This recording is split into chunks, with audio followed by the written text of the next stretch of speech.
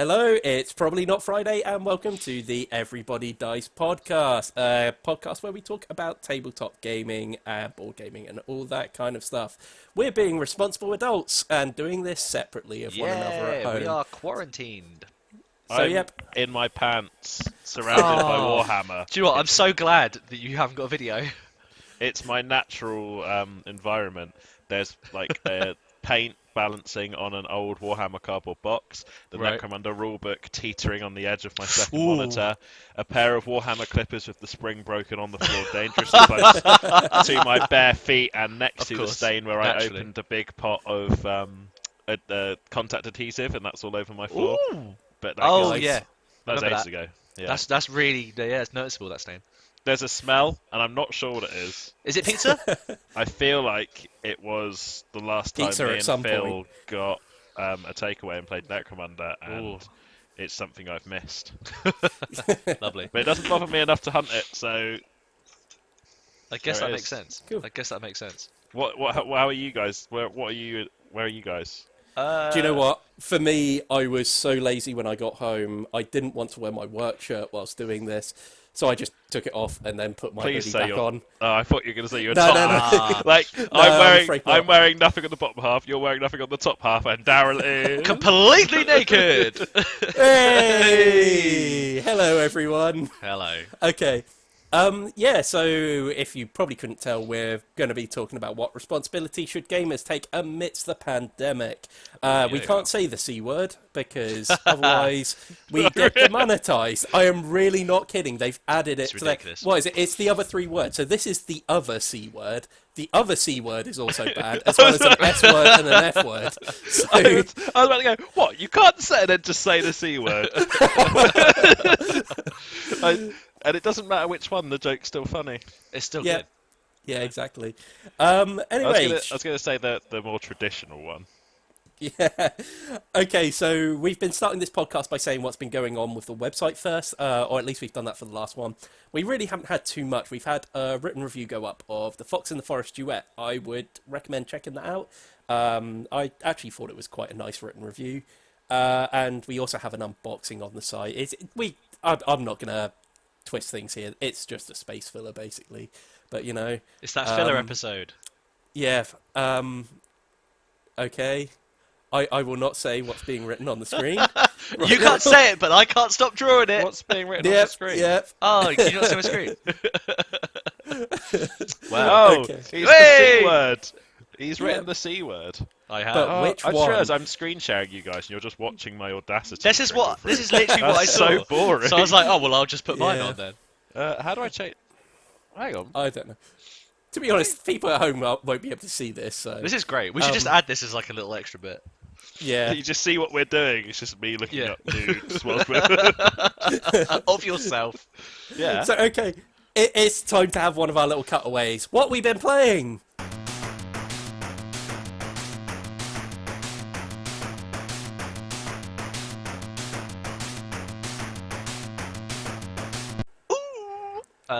Do you want to go first? Does Iain want to go first? What have I been playing? Steve will know better than I do. I don't know whether you've been playing much. I don't think you've played much with us. I know I've played a number of things with. Oh, I played Darryl. D&D. You played really? D&D? Oh, you did play D&D, Ooh. yeah. Yeah, let's hear about that. We've started our campaign, finally. It's taken a while, but it's happened. Our DM has finally gotten to the point where enough of us are free to do it. I am playing a half-orc ranger. Nice. I started the session by refusing to help the rest of the group unless they paid me. Naturally. What? Which they Naturally. probably did, because we got attacked. Apparently they're not zombies, and we keep getting told they're not zombies, but I'm going to go ahead and refer to them as zombies. One of my friend's characters, who's playing a dwarven cleric, got attacked by zombies, and he did tried to do a call to arms to the town to try if we can get a town to help defend it, and I refused to get up. I stayed in the bar. So he said that he'd pay me if I helped, so I got up and I fought off 2 zombies with my bare hands. Lovely. I sort of forgot to draw weapons and then went, no, this is my character's thing now. He just this is what he does. So I beat up a couple of zombies with my bare hands, and then went and sat back down in the pub. Right. Throughout the session, strange things happened, such as, I mean, should I highlight the weirdest stuff? I think you should. You should be doing the ones like you gave us, that kind of weird brief without Yeah, any yeah. context. Should I do it in chronological order? Do it. Go Yeah. ahead. Yes. We travelled to a herbalist's house, and we got attacked by hyenas. No, we literally had a moment where it was rocks fall, everybody dies. Right. Okay. So rocks fell and almost killed the party in the first session, and we were like, Amazing. this is what happens when you have a bad DM. We criticised the DM heavily for that. We moved on to this person's house. They told us to go to a tower. We got attacked by bird people. Nice. I saw them coming, so I went full Rambo mode through the forest. I killed one with a headbutt. Is it kind of like the head just exploding into your head, or? I grabbed, like, they're about to shoot their bow at one of the other characters, and I grabbed the bowstring and snapped it, and they turned around, and I reaction headbutt them. Right. Okay. It knocked them out, and yeah, it caused enough damage to kill them eventually. Jesus. Oh my god. That's amazing. Well, my character is massive. He's a gigantic half-orc. Yeah, he's got like 17 strength. He just headbutt this tiny little birdman and killed him. Oh my god. It was pretty horrible, but satisfying. Yeah. But that kind of set in line of theme where my character just beats people up. Like really good with a bow, would rather punch someone in the face. So we Fair then enough. got on a little boat to go back to the herbalist. So these bird people were hired to kill us, basically, by this herbalist. Yeah. So we got back on the boat. We got attacked by sharks, and I think we got a sorcerer in the party, who, rather than a sorcerer, you should think of him as a capitalist looking for his next business venture. And he was, like, all he did was look for business ventures as we did it. And the only real thing he did of actual use was when we got attacked by sharks, he electrocuted them all. And it was really satisfying. Okay. So I'd taken all the heads of these bird people. Yeah. Have you just got like a necklace of heads? Well, no, I didn't take them as a necklace. I had them in a bag. I was going to show this woman in her hut. Like, this happens when you send people after me, and show them the heads. So I lured the sharks in with one of the heads, and then he electrocuted them. Right, Which okay. was good. We got back to this woman's hut, and she wasn't home.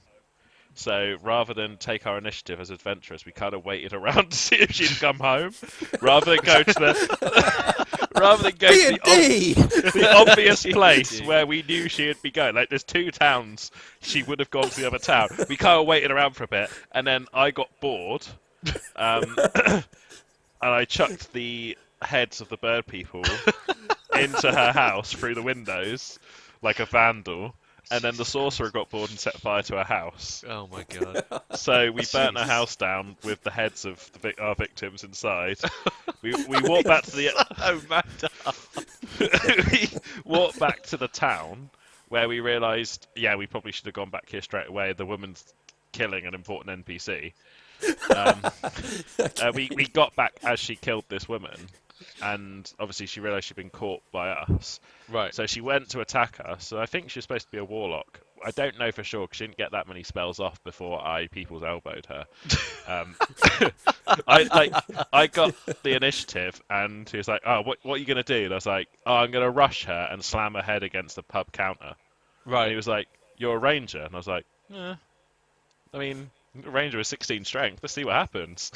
So I rushed this woman and unarmed attacked her. I think we count it as a grapple as well because I was holding the back of her head and slammed her head against the counter. It dazed her enough that the next turn I had enough time to lift her over my head and then drop her upon my knee like Bane would Batman. Yeah. And then as she was trying to crawl away, I performed a people's elbow on her. Bear in mind, this is like a 21-year-old, like in his prime, beefcake muscle half-orc, and a 70-year-old woman. Was he yelling for her to get ready to feel the most electrifying move It's of all of sports D&D? entertainment. But I think the worst bit was like the rest of the group were just watching. Okay. As I right. did this, as were the townsfolk and the bar owner, Doesn't while I this happen a lot? beat up an old woman. but she was a baddie. Yeah, but doesn't this happen a lot where you do something horrific and everyone else just watches? Like, no one intervenes, no one stops you. They're just like, do you know what? He is pretty strong. Let's just leave him be. I think usually, like, the level of justification is quite low, Right. and people go, "Ian's gone on a psychopath rampage." Yeah. But at this time, this woman had tried to kill us, Yeah, of course. and then killed the woman we were trying to help, the Right. the barman's daughter, who we're trying to get herbs to heal. She Yeah. just killed her. So, like, she was a bad person. Like, she sacrificed her to a weird warlock gods or something. The problem is we don't actually know for sure. We just have an inkling. We didn't actually stop. I love this. No, no double checking your actions. Didn't really. But the thing is, we know she killed her. We're not 100% certain why. Yeah. But it doesn't matter because she got people's elbowed. She admitted to it anyway. So it doesn't matter that she was under duress. She admitted to the crime. Yeah. Fair enough. But I didn't kill her with the people's elbow. At that point, I hogtied her. Jesus. Right. Like an old Western villain Yeah, taken to the train tracks. So bear in mind her back is broken, so she can't do anything anyway. Like, she's out. God. Amazing. I hogtied her, took her back to her burnt-out home, showed her how much we'd beaten her by, left her on the floor in the burnt-out husk of her home in front of the 3 skulls of the people she hired to kill us, stamped on her back for good measure, and left. To starve or be To eaten starve. by whatever animals. I think it was heavily implied by the DM that hyenas ate her. Nice. Yeah. Okay. Fair enough. But yeah. Well, the thing is, it does say that. I'm pretty sure it says. I might be imagining it now, but if not, it's going to be a character trait. But I'm pretty sure it says, like, orcs take that sort of thing quite seriously, like revenge and get cross quite quickly. Yeah. And it goes from 0 to 100 at like that. You know, like it's not a slow process where people have time to think. It's that's irritated me and I'm going to action it. So I played it as a character who gets irritated quickly and does horrendous things. Okay. But not to bad people. No, Right, sorry, okay. not to I was good gonna say, people, you mean- only to bad people. You mean Right. to bad people? Right. But yeah, I mean the highlight of it was performing a people's elbow on an elderly lady. We So also we burnt down a ship by accident. Right. We Right. went into the ship where we think the zombie plague had come from to look for the crew log to see if we could find out what it was, if we could cure it. And there were obviously zombies aboard, and we hadn't really figured that was going to be a problem. There was like a explosive barrel in a room, and we were fighting a zombie, and the sorcerer set fire to the curtains Right. in like the captain's chambers. I decided to drop kick the big zombie into the barrel, and they'd fall into the fire. If that makes sense. Yeah. Okay. Yeah. Yeah. That was my sort of go-to plan. This guy's quite strong. I actually had to draw weapons for this fight. So I drop kicks this guy into the fire and the barrel, and then escaped the room. And then the sorcerer escaped the room, and then the move speed on the dwarf was too low to escape the room. So Callum's dwarf character got blown out the side of a ship when an explosive barrel blew in the room he was in. Yeah, and then he had to try and swim to safety whilst the ship burnt down around us as we were leaving. It's quite cool. Oh my god, that's amazing. And he can't defend himself here, but he killed an innocent person by doing that, and that's his fault, not mine. Okay. Right. Okay. So he can't defend himself now because he's not here, and I'm glad. So yeah, he killed the head of the town guard when he flew out the window. wait, hold on. But so on purpose, or he accidentally did as he flew out? He accidentally, and the head of the town guard was coincidentally in the water in an instant. Okay. Nothing to do with a 6'10" half orc prior to these events. Yeah. I did not push him into the water. Okay. All right. Okay. I think we at believe you. least there were no witnesses to me pushing him into the water, and as such, I can claim plausible deniability Yeah, that's on good. him being in the water at the time. A big fat dwarf hits him in the face. Amazing.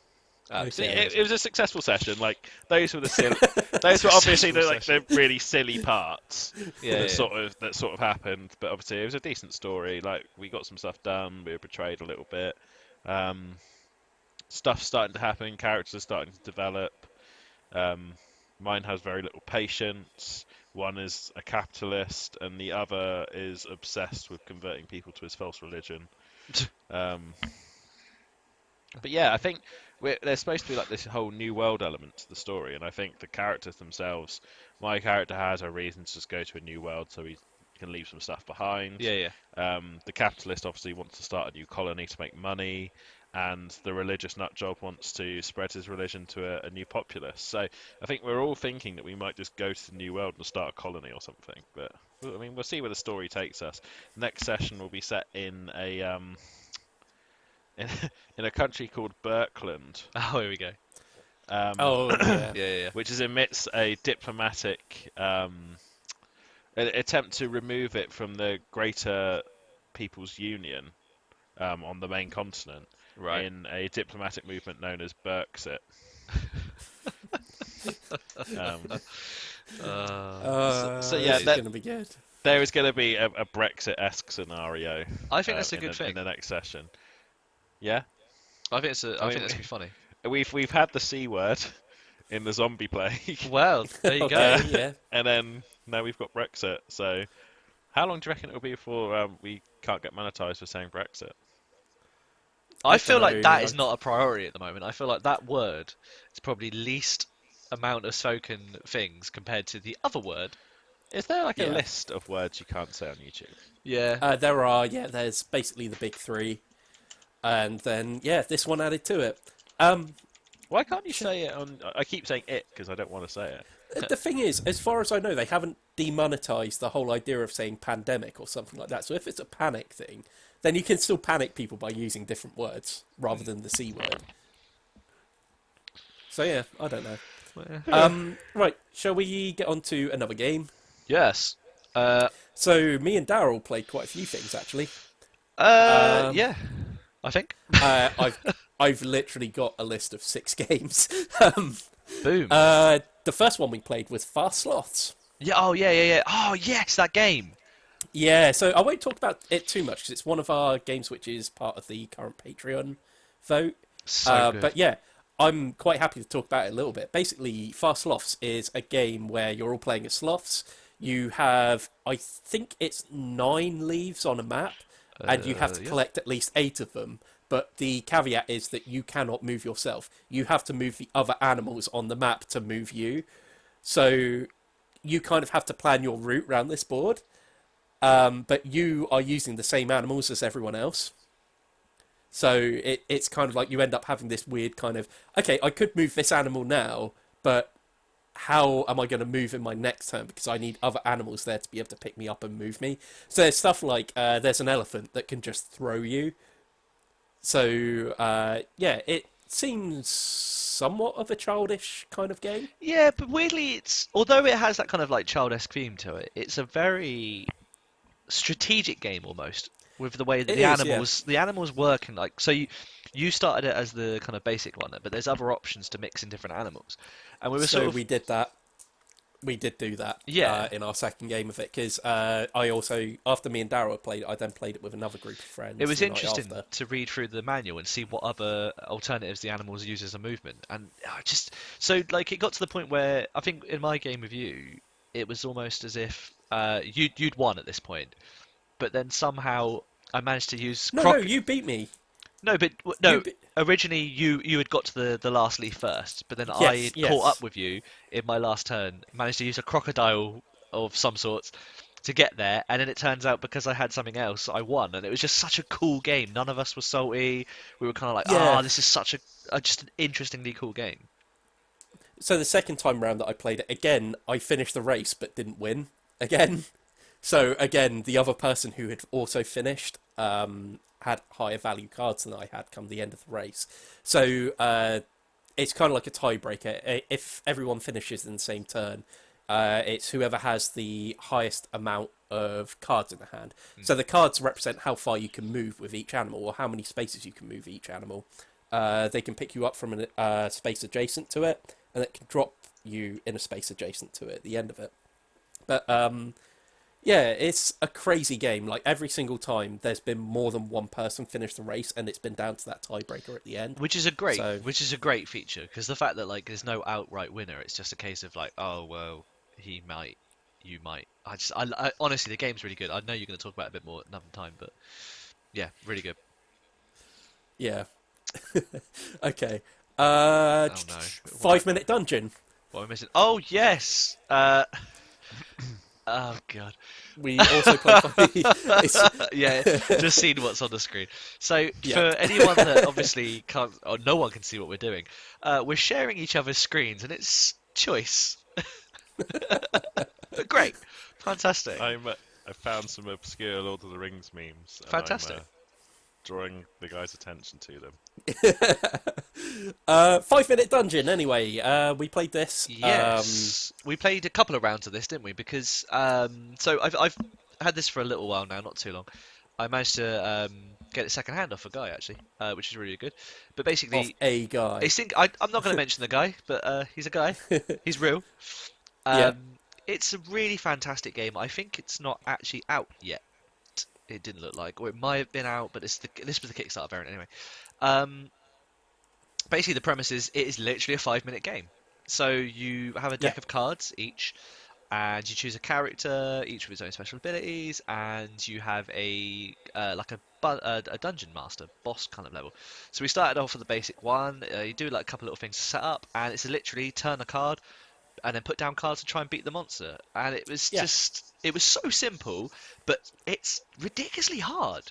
Like, we only played the basic baby monster, baby dungeon We- boss.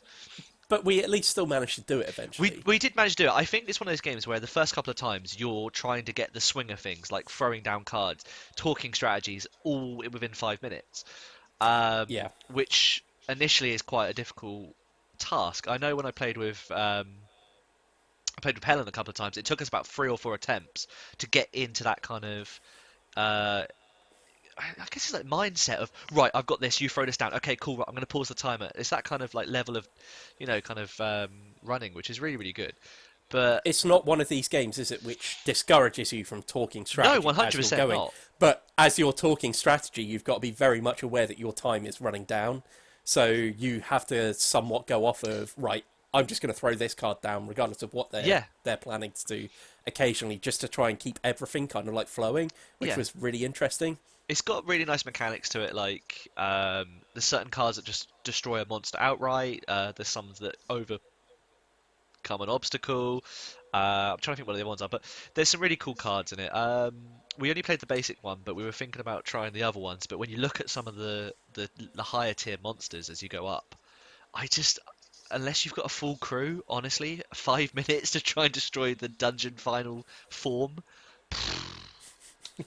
unbelievable. So one of the things I really wanted to point out with this as well, and this would probably be my review of it if I'm honest, it's that when you play it, regardless of whether you win or lose, you want to go back in and try again, and Oh, that is probably about as glowing a review as I could possibly give, because there are so many games which you play which are these kind of like they're these games which are quick and rely on cooperation, and sometimes you play them and you kind of do it the once and then go, I think I'm done Yeah. at that point. But this one definitely keeps coming back. I know I'm going to draw a ridiculous amount of heat for saying this, but I would say a game like Sorcerer that we played before, where Yeah. we would play it, and then I think all three of us all independently thought at the end of each game we played of that, I don't really fancy playing another game. No, I mean, this was the thing. We enjoyed it when we were playing it, but it was kind of a. Yeah, I think that's the thing. And I know we've actually been getting a lot of stick on our Sorcerer review Oh, really? over our opinions of it. Oh, God, yeah. But, it just... We have three independent people that were all thinking that same way. We're allowed our own opinion, though. Exactly. But at the same time, we could... I think we weren't entirely negative about it. We mentioned that the lore behind it and everything was really, really interesting. Oh, yeah, the fantastic Artwork's lore. lovely. Oh, my God. Yeah, and the artwork on the cards I thought was fantastic as well. Yeah. It's just the actual game just wasn't for us, No, really. which And is I weird think if all considering its three of us, concept. yeah, but if we're all thinking that way, Yeah, then how can we give it a glowing review? yeah, If it's I'm perfectly very, honest, I it's mean, I would say it's very rare that all three of us agree on the same thing. Like we always usually draw one of us will draw a negative, but someone will find something. But it's very rare that all three of us, even though we like aspects of the game, would go, eh. yeah. But Anyway, yeah, this isn't about that. This is about 5 Minute Dungeon, no. and yeah, I thoroughly enjoyed it. The I only thought it thing was really, really good. we both sort of said afterwards was it's quite funny. You're throwing these cards down as quick as possible, and you're kind of getting rid of the enemies and the obstacles and the various different things that the dungeon master throws at you. What is kind of nice to do afterwards is to take a little look at the cards because the cards are actually really funny and they're quite witty. And it was a Yeah, shame because you're throwing them down and you're getting rid of them as quick. You have to wipe them out as pretty much as quickly as possible. You're not yeah, paying attention to like the Shark Man, and the artwork for the Shark Man is fantastic. And it's one of those yeah. things that um, But there's, like you said, there's a lot of really clever, like funny things in there as well that you yeah, just completely miss because you're throwing things down as yeah, quickly as possible. yeah. One Um, thing I will say is it looks like I was looking, they are bringing out a Marvel version, so I'll be interested to see that if it works the same or if it's a bit more, it's probably the same I tell you concept. what, we can actually now transition very nicely into Marvel Champions Yes, we can. So, on that. So me and Darryl have played this, and Darryl's played it a bit more as well. yeah, so So basically, I played a solo, tried to do the solo, didn't get very far, and then I took it over to Steve's, and me and Steve tried it's essentially it's a cooperative game, but you can play it solo just as well, and me and him had a pretty good time, actually, to be fair. yeah, yeah, I really enjoyed it. I thought it Um, was really good. we played the basic kind of starter, you know, characters. So you got what you got? Oh man, you got Spider-Man and you've got Captain Marvel, and you have to play fighting the Rhino, and it's not easy. It's just not No, easy. no, it's really not. We really struggled. I think there were two different forms Yes, in the starter scenario that we played, and we managed to get past the first form, yes. and then died very quickly to the second form. Like we barely put a dent in him. No. So it's got a really interesting system where it's kind of depending on how many players, it scales up the level that you're kind of playing with difficulty. So essentially, he starts off with 14 health per person. So when I was playing, it was 14. When me and Steve were playing, it's double. If there's three, it's triple. So it carries on, which is really really interesting. They also have like a final form. Which you can add into the game. There's like modular sets of difficulty you can add with other villains. So it's really you can never have the same game if you don't want to. You can always mix it around and change it up and make it a bit more difficult. So I went away and decided to try and basically use all of the characters you get in the game and a couple other ones I've been buying as and when because there's new ones released every month, I think. So there are, I think in the starter set you get Iron Man, you get She-Hulk, you get Spider-Man, Black Panther and Captain Marvel, and each one of them sort of belongs to a different suit. So you've got Justice, I think Aggression, Protection, I want to say, Leadership, and can't remember the last one. That's going to really bug me. But yeah, oh no, but there's two that use the same Aggression suite. But yes, I think it's Captain Marvel and Iron Man use the Aggression suite. So with that, you can kind of play them differently, and it's really interesting to see how each like cards do play quite differently to each other. Sorry, what does She-Hulk have? So What's her thing then? She-Hulk weirdly is she's aggression, I believe. Okay, I thought you said Captain Marvel and Iron Man were Wait, aggression. hold on, no. Was she Justice? I She's think, wasn't Justice. she, or Sorry, something she's like that? Yeah, Justice. yeah, Spider-Man's also Justice, I think. I'm trying to remember now because I started mixing them all together. So But I was just basically, thinking, I was like, if She-Hulk's not aggression, then I don't know what she should yeah. But be. so she's I'm pretty sure she's also a lawyer, yeah. isn't she? So it plays on Oh her yeah, I as guess. Yeah, Justice. Um, weirdly, because obviously when she's a lawyer, so each character has like a kind of alter ego you can flip to at different points, which is really really cool. So her one is That's you quite can cool. take away threat as a lawyer, which is quite cool. So yeah, we basically sort of played it a little bit with me and Stephen, and then when I sort of played it with the other characters, it was it's interesting to play them differently. One of the ones that seemed quite strong and genuinely probably would go really well was Captain America. He had a leadership skill, so a lot of the times you could basically spend cards to bring Captain America and ready him up again. So essentially, you could attack quite a few times and trigger off different abilities with his shield. He had like an ability just as Steve Rogers to go through and find your shield, so you always had the shield. So that was a really cool concept. The same with, I think 4 has the same thing with his hammer. So when he throws the hammer and uses it for like an ultimate attack, it gets discarded or gets put back in the hand. When you flip over to Odin's son, bring it back in. So it's a really nice way of just kind of using those characters' abilities like they would in the films or the comics, throwing items and then bringing them back to them. It's kind of cool. But I think we're gonna have another couple of games at some point, maybe with a bigger group, I just to would like to see. give it a Yeah. go. Yeah, it's very easy Yeah. to teach. It's very easy to play, but Sounds like you can draw a lot of similarities between it and what's that other what's that card Marvel game? Legendary. Do you Yeah. know something? Marvel Legendary, as I was playing it, I was thinking, despite the fact that this is a living card game and Marvel Legendary was just a board game, yeah. the similarities were really, really evident here, but it felt like this has improved on it in some ways. For a start, this isn't a competition, No. which kind of it's one of the things which always kind of defeated the object of Legendary. Like, you were all working together, but you all kind of knew as well at the end of the game there was going to be one winner because there was a point scoring system. So it kind of felt like at times you would do things that were detrimental to the group for your own benefit, which really doesn't make sense in the context of it being a game about superheroes. And this one, very much, you are a group of people playing together. You are working towards a common goal at the end, and I think that made a whole lot of difference in this game. Yeah. I think it made it far 100%. better than Marvel Legendary. It was I really do think so. There was interesting mechanics as well. Like with your turns, you can do any number of things. You can only ever flip your character once in that round. Yeah, So a lot of the times with the alter ego, it's to do something like recover, which means you can heal. Um, with the other one, obviously you can attack stuff like that. But one thing I found quite interesting was when you have an action on another person's card, you can ask them as an action to activate something that they can do that can benefit you. So there's a lot of cards that allow you to say choose a player, and then that player can draw a new card or can pay less of a resource for the next card. So it's kind of an interesting concept where you're asking people to do things to kind of set you yeah. up for the next. So oh, I've got this card, I need to pay 4 like whatever resources for it, but I've only got enough to kind of just about do this. Can you activate your card so it makes less cost for me? So it's a You nice see, little thing of doing that.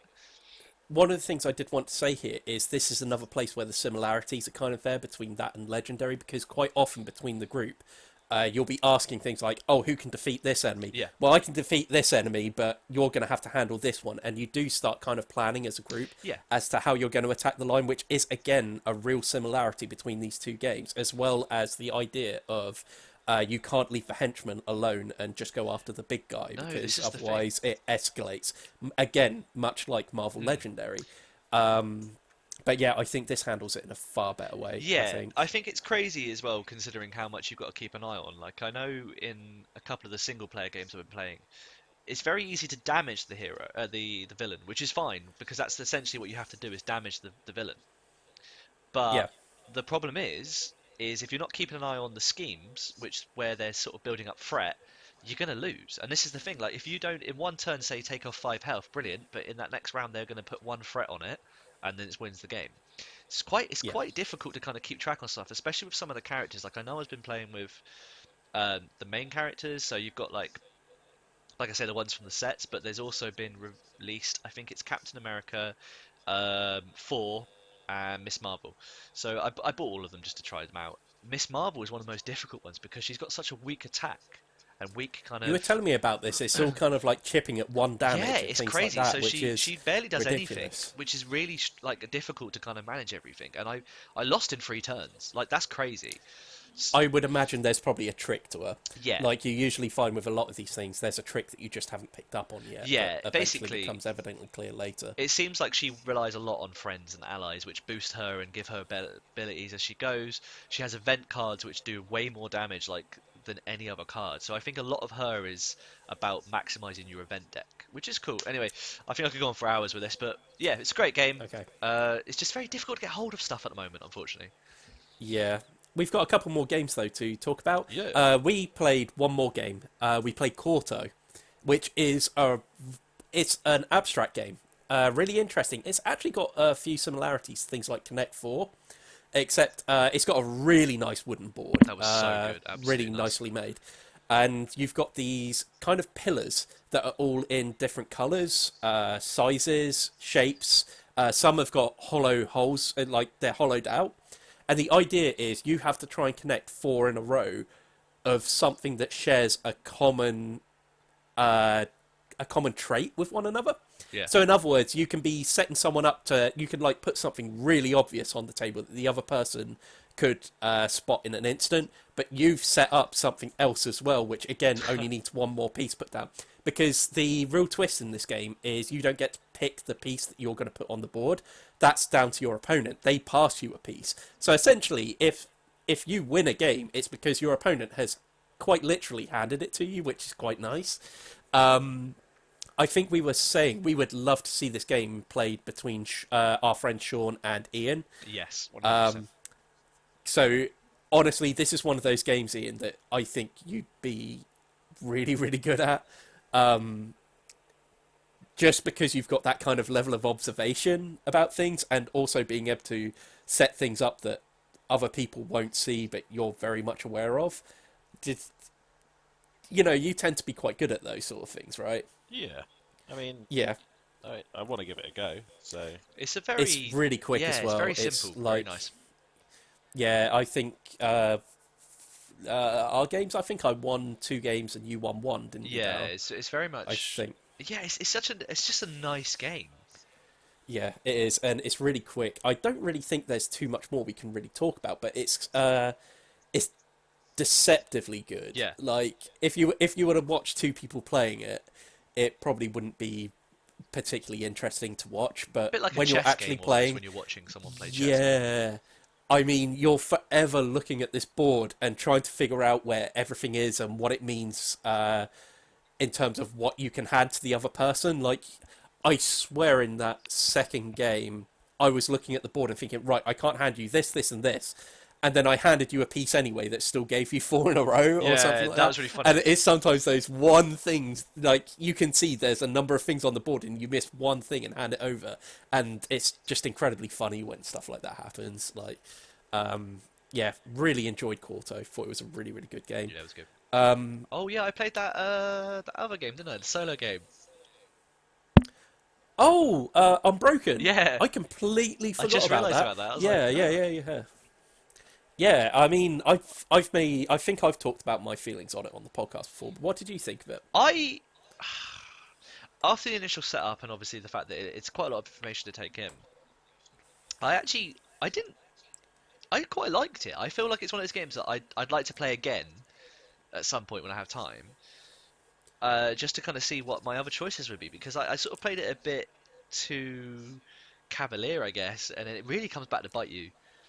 Yeah, but you still managed to get through to the third boss, which is quite good going for going like headstrong into Yeah. it, because it's the thing is I think you starved to death. I think I if did, yeah. remember Basically, right. I ran out of food, so I didn't prepare enough to. So I think you beat the third boss, didn't you? But Yeah. you starved afterwards, because what happens is after you've run through a dungeon and beaten the boss at the end of it, you've then got to make a check to see whether you can actually feed yourself at the end of it, or you starve to death. Which is interesting. Yeah, and Darryl did not have enough food and died. But yeah, Yeah, much like normal, if I was to be in a dungeon. that is a thing you could hang on a sign around Darryl's neck pretty consistently. Darryl has not had enough food. Darryl died. So that, or when people give signs to their dog saying, "This dog has already been fed. Do not feed him again." Yeah. Me wearing a little necklace with that on. It's like, God. don't be tricked by his whining. Darryl has already been fed. can I be completely honest here? This is the second time I've heard Darryl compared to a dog today. Oh yeah, he's not even wrong. Two is very few. Like, the way the guy eats, like everything he does is dog-esque. Right, okay. I don't aggressively All right, I do. You sort of protect your food I when do. people get close to it. Like, Oh God, you should have seen me, right? So basically, we went, took a week off. And I was in the Lake District, and I did it with a roast dinner. The woman come up to ask me if I was okay, but to be fair, my dog is sat next to me, but I'm leaning over it, just kind of like, oh God, it's so bad. Thing is, I notice it after I've done it, but I just kind of go with it. it's really funny. Yeah, Like it. it is funny. I don't It is think funny. it's not super noticeable. It just looks like you're hungry. But when Yeah, you've known you for a while, you know that it's I'm just guarding my food. like you're guarding your food from Onyx Yeah, more than anything. which is fair enough. But when I do it out in like public without the dog, Oh god. so good. I've got a couple more games to talk about. Yes, Uh, that would be good. we actually played an older game, the Street Fighter deck building game, as well. It's actually the exact same game as the DC deck building game, which is quite a popular one that I'm not quite so hot on. But the Street Fighter game, I think, is actually an improvement over the DC one. So the DC one, the thing that got me whenever we used to play that was you're actively hiring villains to help you throughout it, and in order to beat other villains, which seems kind of weird. Yeah. It's just a really weird way it kind of plays out. So in other words, you have kind of like a lineup of villains that you can buy, and then you get to play them against other villains and stuff like that. It just doesn't seem like a very heroic thing to do. And the improvement that the Street Fighter game actually makes over that is the fact that what you're doing in the game is rather than fighting kind of like a villain or something like that, you're instead fighting a stage. Okay. So the deck actually counts as the timer. Okay. So if you run out of cards, game over, because time's run out. Yeah. And you've got 8 stages to go through. Each stage has a character attached to it that you're actually fighting. Which I think thematically works far better than the DC deck building game. But the other thing I like about this game as well is it's far more aggressive. Right. Okay. And I'm someone that doesn't usually like overly aggressive games, but in this it really made sense. And you can build up a hand of defense cards, and people generally don't want to attack people with defense cards, so you have this really funny kind of thing of someone wanting to gain the benefits of one card, but it has an attack on it that they have to do in order to initiate the benefit of the card, and they don't want to attack someone though, because they know if they've got a defense card in their hand, it's going to completely screw over their turn potentially. So it's really funny to see the way that people actually play in this game, where they want to attack people and use all these powers and stuff, but they're kind of being a bit pensive about it, and it's really, really amusing to watch. I actually had a surprisingly good time with it, because you also kind of have your own pile underneath your card of private cards that you can buy. Yeah. And they tend to be like the ultra attacks from the Street Fighter games. Okay. Yeah. So they tend to like be super powerful cards that you can buy to put in your hand and then use them. They tend to have an amazing defense ability on it as well. And I think the other thing is it has, because it's a more aggressive game, both the DC deck building game and the Street Fighter game can put a weakness into your deck. And weaknesses basically give you a minus score at the end of the game when you tot up all your scores. In this one, as long as you've played a weakness, the weakness then goes back to your deck, which goes back to the weakness deck. So it's only in your hand once, and then it's gone, kind of thing. So unless you've been attacked hard at the end of the game, you're not going to have a big kind of minus score at the end of it. Yeah, I had a surprisingly good time with it. I wasn't expecting to enjoy it, only because I'm not a big fan of the DC deck building game, but actually found myself really enjoying this one. Okay. That sounds pretty good. I think anyone who's played the old Street Fighter games as well is going to find a certain level of nostalgia in it, because all the guys are in there, Ryu, Ken, Guile, all those people. And yeah, I think people that have especially played the older ones are just going to really enjoy it. Yeah. For God's sake. I have got one last game to talk about. Okay. There. So, seeing as we've been somewhat socially distant from one another, Yes. as anyone who has any level of responsibility should be doing right now. As per the rules dictated by the company we work for, we have been standing at least 2 meters apart. Oh, have you had like all the tape put on the floor and stuff like that? Yeah, I had to make my stuff do it the other day. Jesus Christ, yeah. All right, enough about that anyway. It's very funny. Yeah. Machina Arcana is a game I've been playing. So it's got a single player campaign to it. Do you know what? I was really, really close to starting up a single player campaign of Gloomhaven. Oh, And then decided, no, I want to wait for other people for that. I'll play something else instead. So Machina Arcana is another narrative-driven game. I don't think it's available in the shops yet. It's only been available to Kickstarter backers, I think. So it's a narrative-driven game. It's really interesting. It comes with 3 scenarios to start off with, although the Kickstarter version had an additional 2 to it. So you kind of have a deck of cards which you flip over as you progress through the game, and they count as chapters. The rules for it are so stupidly complex. Or it's not necessarily complex, it's just everything is described in the utmost detail, which is pretty much to its detriment. Because there's nothing worse in a rule book than telling you how to move a piece across a board. If that makes sense. Like, it just, sometimes it just fills you with way too much information, and that's one of the biggest problems with this game, is the rule book. You have to do a lot of referencing to the rules, because there's lots of stuff. You have a stamina bar, and you can pay an amount of stamina in order to take an action. So, for example, it costs 1 stamina to move 1 space. It costs 3 stamina to open a chest. It costs 2 stamina and an essence to take part in an event or something like that. There's lots of stuff like that, and there are triggers on each map as well, which they move on to the next chapter and stuff like that. The problem with playing one player is I kind of had to fudge the rules, because I managed to make it through the first 2 chapters without too much trouble after running away from every single monster that appeared on the map, because they have this weird ability which is ethereal.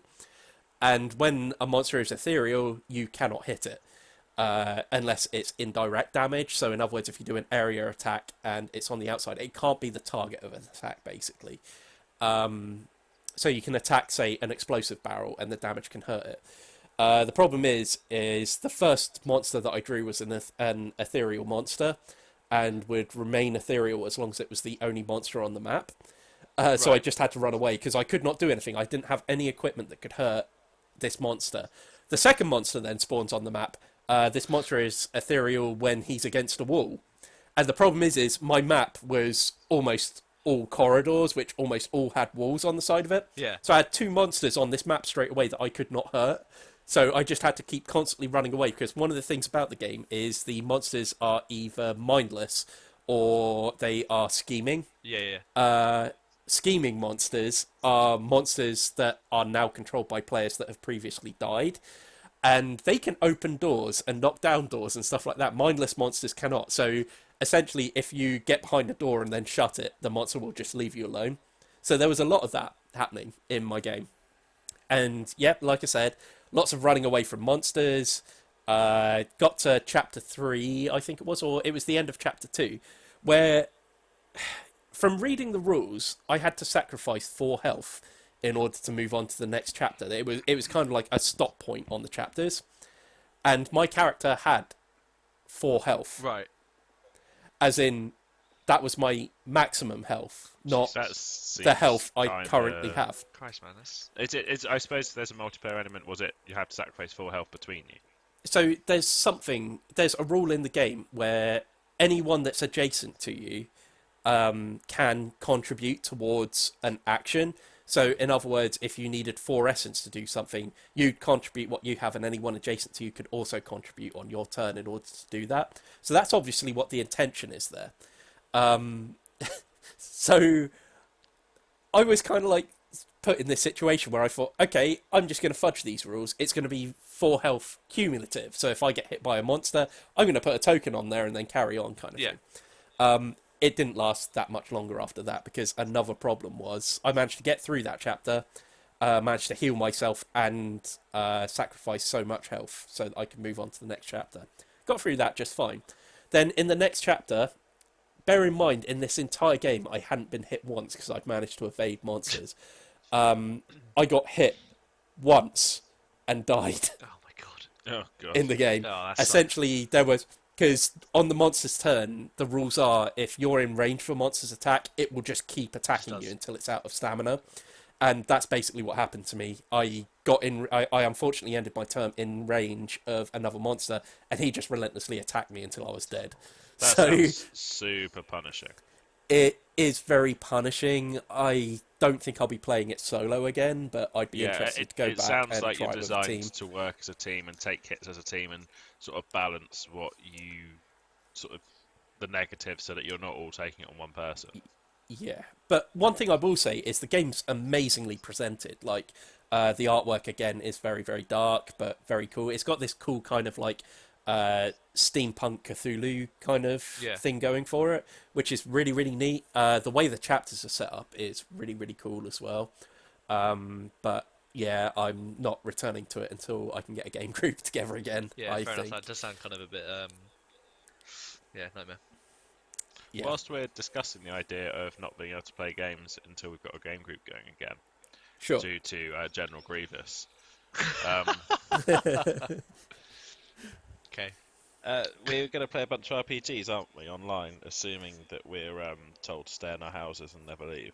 Yeah, this will probably tie in nicely to our big topic at the end of it, Yes.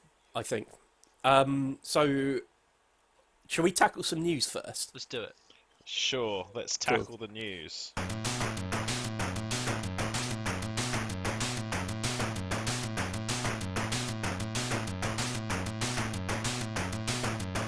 Shall we go with you first, Ian? Because I feel like you haven't had chance to talk for a while. Just really crap memes whilst you guys have been talking. To be fair, some of them have been quite funny. It's been hard not to try and laugh. Yep. My news is Games Workshop related again because I don't. They're my Caesarean overlords and I can't stop. Help me. Oh no. Help me. Yeah, basically new stuff. So Gazet Scalfraka is back. Oh, as yes! Is have you seen the The model? model is. I've got it up on my screen. I need to kind of get the model. Yeah. I So already it comes in a have starter it. set. So yeah, you've got the old one. Hmm. Yeah, it comes in a starter set with Spaceball stuff, which I don't have a picture of up. That's really annoying. Basically, it's what's his bloody name? Blackmane, Ragnar Blackmane. Yeah, Ragnar Blackmane. He is now Primaris, so he's a big, tall Space Marine with extra wounds. And then Gazet Scalfraka is now An absolute beast. the size of a dreadnought. It's so ridiculous. It's such a nice model. Yeah. Like the Ragnar Blackmane model is just like this is what Ragnar would look like if he was taller, and it looks really good. But this model this is what Gazet Scalfraka should always have looked like. Wow. It's just incredible. Wow. Yeah. I can't even see it, and I'm saying it. Can you not see it? No, the screen's No, gone no, down no. now. It's not on there. You're not doing your screen anymore. Oh, hang on. I'll screen share and you can see it, and then we can get like a legitimate wow from you. Wow. Okay. Oh, that is. Cool as hell. That is unbelievable. It's amazing. It is isn't So cool cool. as hell. I love his like new cannon as well. Like that cannon. Yeah, so is have you ridiculous. read the rules? Right? Yes, So I looked into the thing. He's got like it's something Mork's- stupid. Mork's Roar and Gork's Claw. So Mork's Roar is a 36-inch range, assault 12, strength 5, AP -1, damage 1. Basically, a mega machine gun. And Gork's Claw is just, it's a power fist with It's AP ridiculous. -4, damage 4, which is. He still seems to have Yeah. a lot of the same abilities other than those have been changed, but the rest is all pretty much the same, like the Great Warg. There's a couple of little things he's Yeah. got, but other than that, it's the model is Yeah, just I mean, it's lovely. Oh, man. Yeah, I'm really impressed with the model. It looks really nice. But obviously, they've got like a lot of things up on their website, especially on the Warhammer community page, which shows like the old Ragnar model. So that's the new Ragnar model for you guys when you Yeah. look at it. The old Ragnar model looking like oh wow, that's the- really the old. old style sort of squat looking pewter model going into Oh wow, really old one. how they've sort of used So they basically used like artwork and the old model as inspiration between, making Yeah. the new one look really good. Oh man, that's really Oh my cool. god, But that Graz is ridiculous. so it's Oh man, I remember that. Like some of these models, that brings back memories. so it's coming off sort of showing this as well. It's coming into a thing where they've got a new starter set. So it's Space Wolf and Ragnar Blackmane, sorry, and his Space Wolves. I think you get like a bunch of not intercessors, whatever the other ones are called now. Yeah, I can't remember. Yeah. And then orcs. So you go at Scalefracker and you get like 3 knobs and or 5 boys, something like that. Oh, So it's like it's a cool starter set. So Darryl, if you want to split that and get yeah, I was thinking that. What's the? I do like that. I want to paint that Ragnar Blackmane model. Yeah, that's It's quite a very cool nice. little model, especially the fact he's like, yeah, really nice battle pose. Mm. Although there's been a lot of this has been a recent thing on like forums and stuff, but there's been a lot of complaints that at the minute all of GW's models are leaping off of random bits Yeah, of yeah. floating terrain. So obviously the Ragnar Blackmane one, if you look it up on the Warhammer community page or just type in Ragnar Blackmane anywhere on Google, you'll find it pretty quick. He's leaping off like a Aquila that's been like in the ground. So he's jumping off terrain. Gazette Scalefracker is sort of jumping off terrain. I can't find a picture of him now. But he's on Yeah, terrain. he's like kind of One leaning over with one that foot is beast gun. perched on terrain.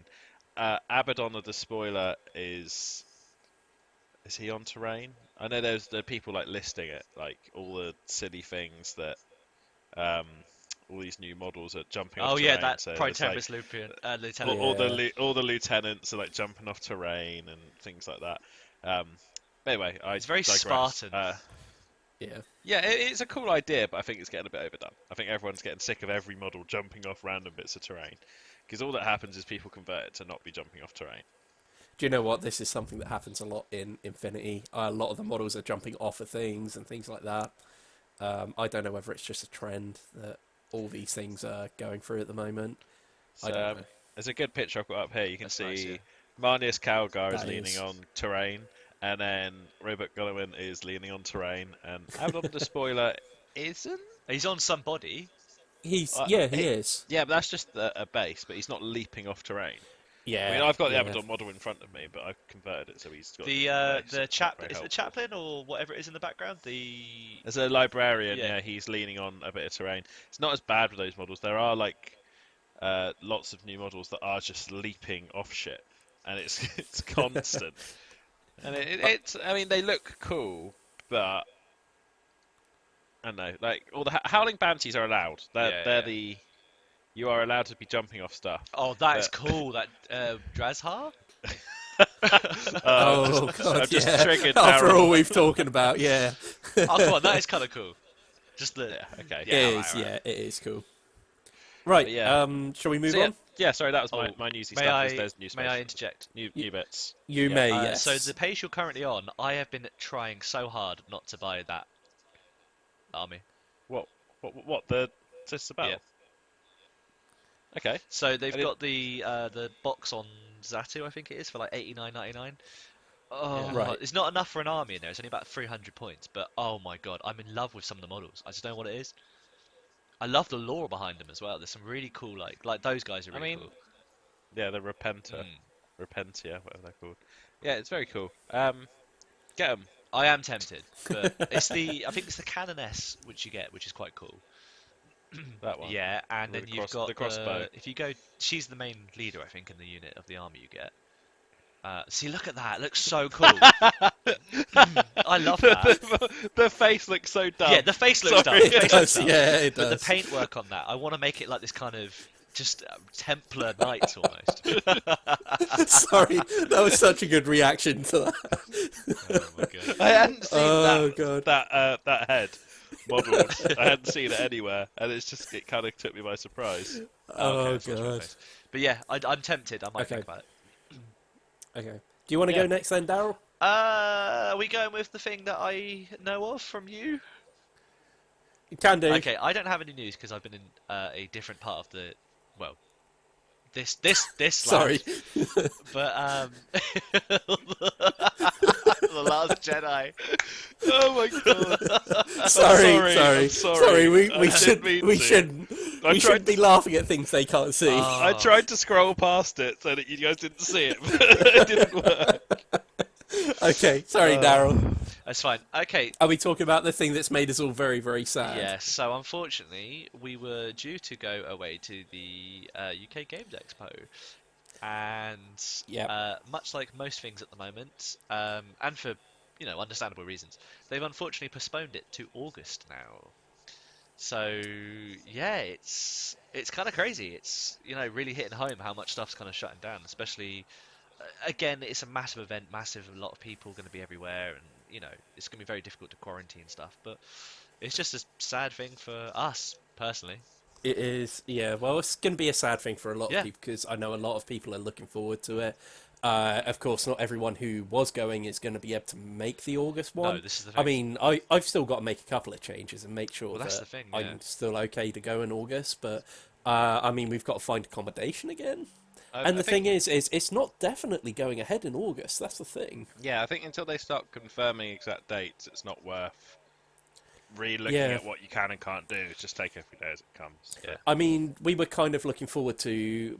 We were actually gonna stay somewhere that we wanted to stay Yeah. before, and Much I don't closer. know whether we're going to be able to now. We'll just have to see how things go because I don't think it's worth booking any accommodation. I think we're going to keep our tickets for August. I don't think anyone said so far they don't want to refund No, their ticket. still want to go. It's um, just whether or not we can we can change stuff around in order to Yeah. get that off. But never mind, we'll see. Yeah, we'll have to see. But yeah, it's very sad news, but it's, what has to be done at the moment, sadly. But yeah, very sad. Right, Oh my shall I talk about God. something? Yes, please, for the love of God.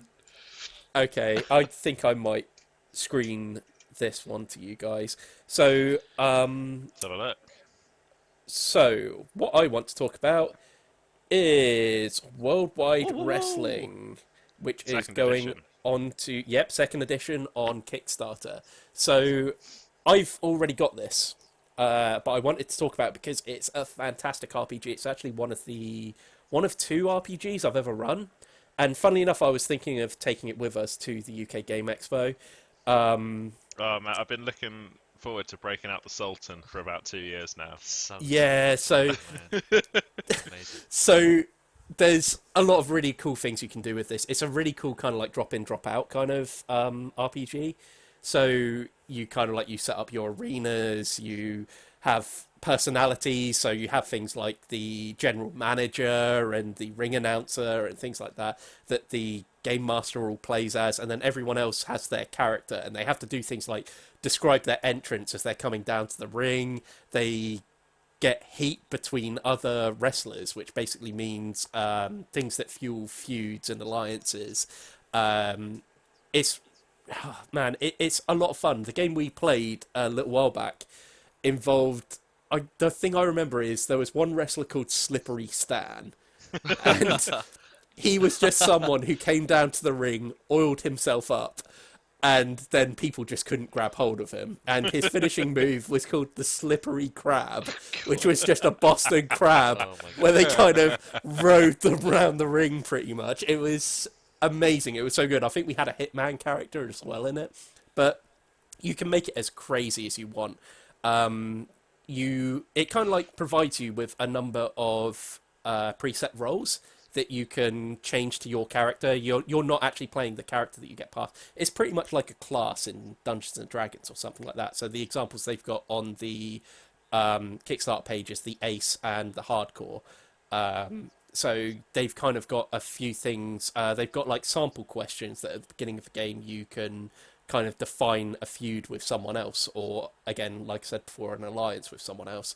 And then you can interfere in people's matches and things like that. There's a really good thing that's going on a channel at the moment, actually called Parts Fun Known.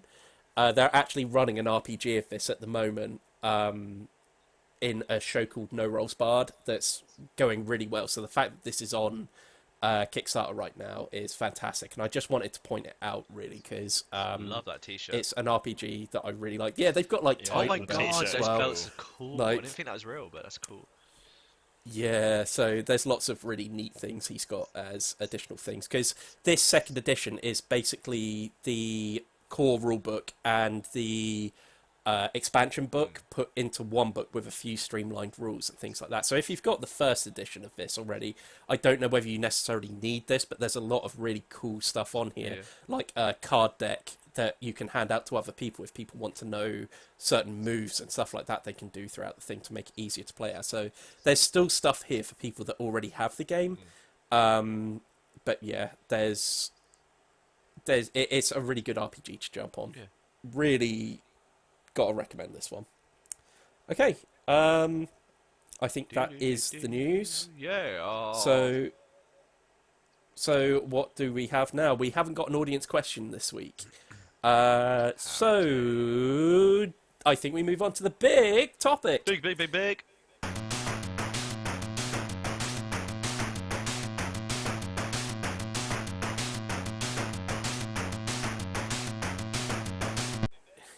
Which, as we said at the beginning of the show, is what responsibilities should gamers take amidst the pandemic. This is all kind of... it's kind of stuff you should already be doing. You know, it's common sense stuff. We have already cancelled all our game nights Yes. that we run. And again, if we go back to what Iain was saying earlier about running RPGs online, so do you want to talk a bit more about that? About what we're doing to try and keep the hobby going, but Yeah, at the so, same I time mean, safely? This has sort of been a Phil thing, isn't it? He messaged the other day. So he did, yeah. worked in theatres and stuff, which obviously have all been closed. So he's not got any work. So he's prepping some RPGs he wants to run. So I know one that he really wants to do, and I know I really want to do it too. Is Lancer. That's So the the mech idea- thing, isn't it? That Oh, is wow. mech suits. That'd be kinda cool. yeah, Oh, I really want to bust out some sort of robot jocks style Oh thing. yes. Oh, I'm so gonna look into something like that. Oh, But I think that RPGs are the perfect thing because Roll20 as a concept is really strong. So you can run your RPGs over Skype pretty easily using Roll20 as a base. All you have to do is make an account. I don't think you have to pay for it. You can pay for a premium version. You get loads of access to bits, but other than that, you're pretty good. But RPGs are obviously really easy to run over that. But also board game simulator on Steam. I think yeah. I've had a couple of discussions with Andy and Phil about running some games on board game sim. Yep. There's also, don't forget, there's things on the Switch and the PS4 and Oh, the yeah, Xbox. You can find Carcassonne and Catan, and I've actually got that Raiders of the North Sea Oh yeah, maybe you said about this. on Switch. So yeah, I might see if some people want to get together to do that. I tried running Mysterium on my laptop the other day, and it just crashed it. So I don't think I'm going to be able to play anything on Steam by the looks of it. But Me and Ree tend, when we're bored, if like we're playing a video game and we get sick of it or the lag's too bad, we just sit and chat, but we play Uno whilst we do it. So I have a feeling that we might have to break out Uno at some point. And yeah, I mean, I think the last time we played, we stopped playing for a while because I looked up the address of the head office for Uno, the guys that make Uno, and I threatened to burn it down. So, like, I think she implemented a rule where we stopped playing that for a while because it drove me to rage quit, look up their headquarters, and buy some petrol. And it's just, yeah, I got pretty cross, but oh god. it's think- good fun. I think the thing is if we address the responsibilities and stuff like that, I think one of the best things about board gaming is also, unfortunately, one of the biggest downfalls in the current pandemic Yes. kind of thing, which is it brings people closer together. You tend to share a small space with a group of people. You're very much touching all the same things. So at the moment, it's really the responsible thing to do at the moment to just not do them. I think all you guys would probably agree with that, probably. Yeah. Yeah, I mean, Oh, God. what I was trying to say was the focus on trying to do it without being in the same room, because obviously that is the Exactly. difficult part. Obviously, in an ideal world, you'd sit in, you'd grab a pizza, a couple of beers, and you'd have some fun. But you can still keep that fire going using the internet.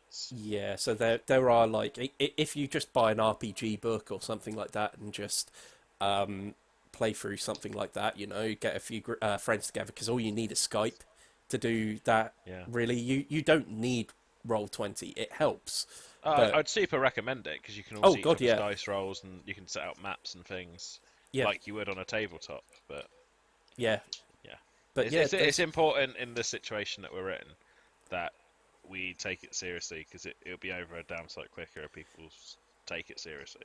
exactly. I think there are other things as well. If we do get put into lockdown and you're locked in a house with other people as well, perhaps it's a good opportunity to play games with people you wouldn't normally play games with as well. Because just because you're locked in a house doesn't mean you still can't enjoy the company of the other people that are actually living with you. So it could be a good opportunity to bring more people into the hobby, possibly. And another thing, like I've been saying, there are single player experiences out there to actually keep you amused as well. Like I said, Gloomhaven does have a single player function to it, and there is enough content there to keep you, entertained for ages. I'm personally gonna try and hold back on doing that. Although I have just ordered Core Space, which has a single player campaign on it. So I'm looking forward to giving that a try if we get locked in. That still does basically. sound pretty cool, to be fair. Yeah, so I didn't tell you. I don't think I've told you about Core Space, have I, Ian? No. Core Space is a miniatures game that's probably a bit more board gamey. Essentially, you run a trader crew of 3 people and you have your own ship and stuff. And basically, every mission is a dungeon crawl of you going in, trying to scavenge a load of things whilst having an objective that you're competing with everyone else that's playing. So it can play between 1 and 6 people. So yeah, you can have 6 people with their crews just all going through this one map. Yeah, it's amazing. It's so good. But essentially, one of the really cool things about it is the phases it goes through. Because at first, everyone's basically on the map trying to scavenge and stuff like that until someone takes a pop at someone, because there's also this thing called the Purge that's creeping in. And when people are making gunfire and stuff like that, it attracts the Purge, which basically swoop in, and they are a threat. They will kill you if you don't deal with them in an orderly fashion. Yeah. And so, despite the fact that you're probably going to be competing over the goods at first, it starts becoming quickly, oh god, we've got to actually work together to keep this thing under control. And you often end up at the end of the game, when someone has their route back to their ship completely cut off, you start negotiating with one another. Like, can you guys basically give me a lift and stuff like that. It's got this really neat kind of way that the game flows between all these different phases, and it looks super interesting. And I'm looking forward to giving that a try as a one-player game, because it also runs like an RPG. So from game to game to game, you get to keep your equipment and you build your crew. You can actually recruit new crew members because there's civilians on the map as well that can potentially join your crew. It looks really, really neat. But yeah. Does sound really fun, actually. That sounds like my sort of thing. Yeah. For Christ's sake! I feel like we're going to have to take some of these and actually put them up on screen. So yeah, I'll collect some up so that you can put them on the video. They're If so we could good. just timestamp where they should go in and stuff, so that would be good. amazing. This is why we do the podcast in person, because Yeah. I'm so easily distracted. However said that, if we could film our screens and this, I feel like the format is really good. Like, Yeah. All that happens though is if I have something to play with in front of me, I will play with it. But I've currently got one of the Citadel miniatures like painting stands that you can put stuff on. I've been fiddling with that for 10 minutes whilst we're looking at Steve's thing, and now I've just gone back to looking, just scrolling, memes. and like the level of memes is just so strong. It's over, Romeo. I have the high ground. Yeah. Oh, so good. Oh god. All right then. Do any of you guys have any more things you really want to talk about in terms of responsibility? No, obviously it's just a case of being sensible, isn't Yeah. it? Like we all know what we need Wash to your do. hands and disinfect Sing happy surfaces birthday and and say goodbye to your grandparents. That's what our government wants us to do. oh god. There Well, was there was a really it's grim thing like posted today of because we're being so slow as a country to react to this. The World Health Organization thinks 250,000 people are going to die now. wow. It's like it's just so grim. I think it's an I think it's interesting, isn't it, that places like Australia are saying here's £750 for each household to help survive in a difficult period, and our Prime Minister is saying sing happy birthday, and yeah, the elderly are probably going to die, so lock them inside. Which Yeah. is just Why is it lock them away for 4 months or something, Something like that, that? 4 Is the months, yeah, advice? yeah. It's oh my god, it's terrible. Anyway, thank you very much for joining us. If anyone's still alive to see this, amazing, I mean- amazing. nice. That has to be fuck. the picture head. It's got to be. Right, I'm Yeah. sending that to you, Steve. Cool, nice. But yeah, anyway, thank you very much for joining us. I hope this has been informative. If you would like to follow us on social medias, you can do on Twitter at Everybody Dice and on Instagram at Everybody Dice Show. If you would like to send us any questions or anything like that for the podcast, we didn't have one this week, so please do send us those. You can do at mailbag@everybodydice.com. Apart from that, if you would like to subscribe to our Patreon, you can become a $1 patron at patreon.com/everybodydice. And if you would like to find everything in one place, you can do at everybodydice.com. Say goodbye, guys, and click links up Goodbye. here. Goodbye. Bye. Goodbye. There's- Goodbye. Bye. Yeah. Bye. Bye. Bye. Bye. Bye. Bye. Bye. Bye.